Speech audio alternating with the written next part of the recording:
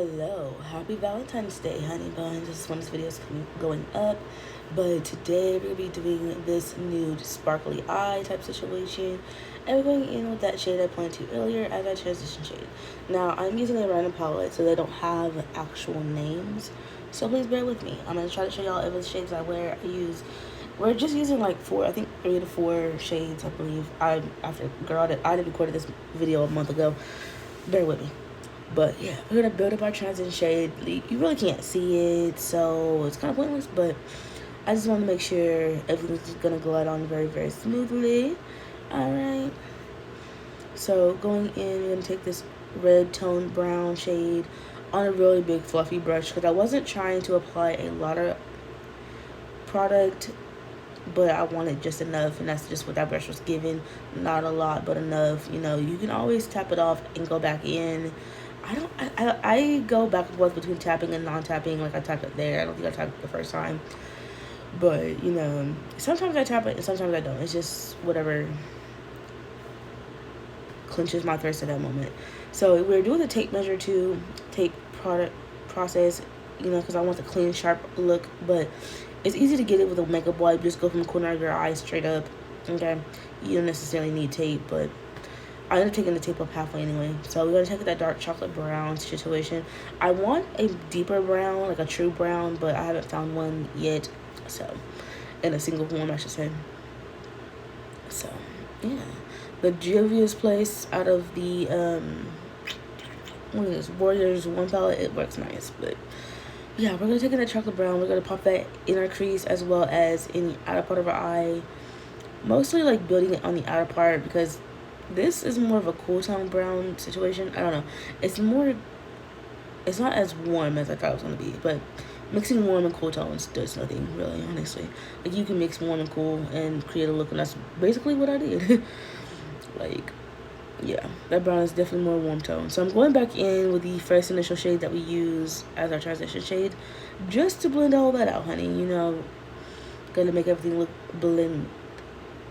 and blend seamlessly. So yeah, my eye was watering, so I just went ahead and took that off.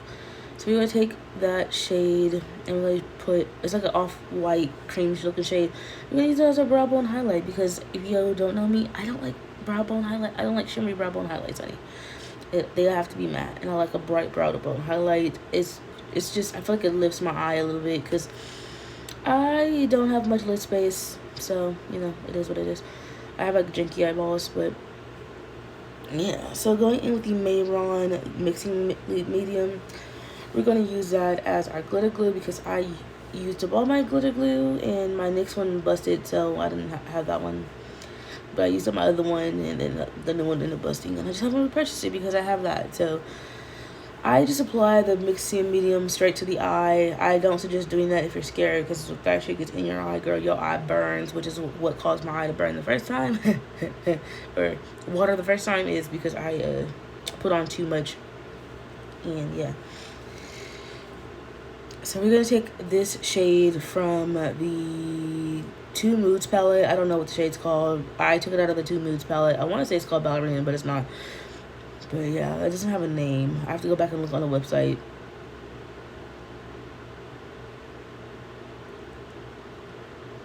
But yeah, going on, y'all. We just finished off the eye look with the glitter, and I just went back over and blended it out.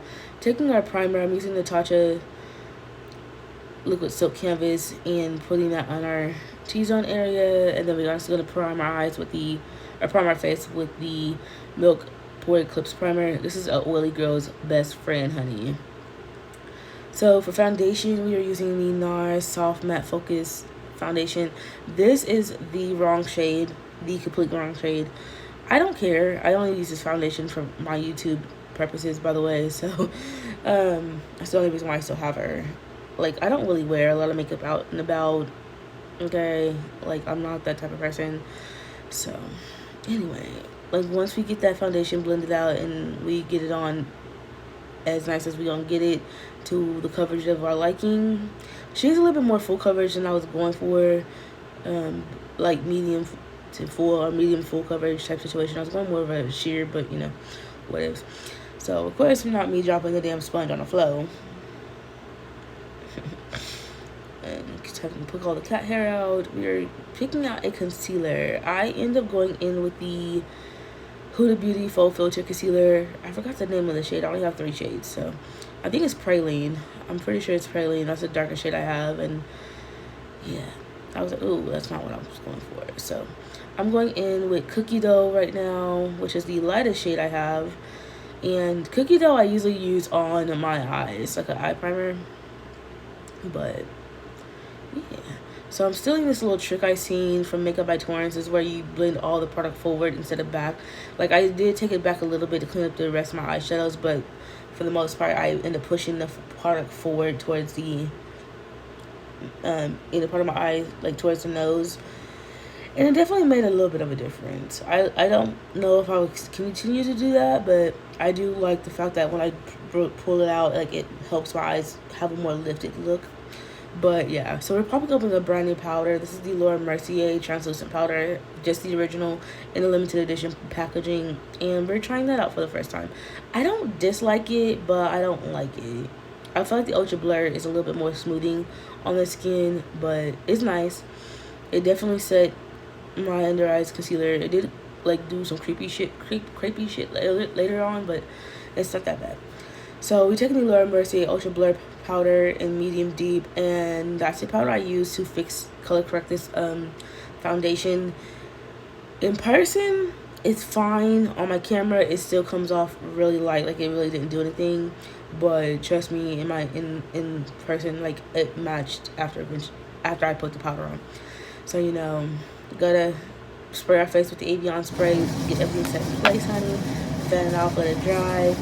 And we're checking Pat McGrath lipsticking Mekanami and applying that to the lips, y'all. Like, I didn't really do a lot of stuff, y'all. I contoured and did blush and stuff, all that off camera, because I wanted to, you know, shorten the time. But yeah, now we're gonna set our complete face with the Milani Make It Last setting spray, which y'all will see that in the haul. But until then, in between time, love y'all. Bye.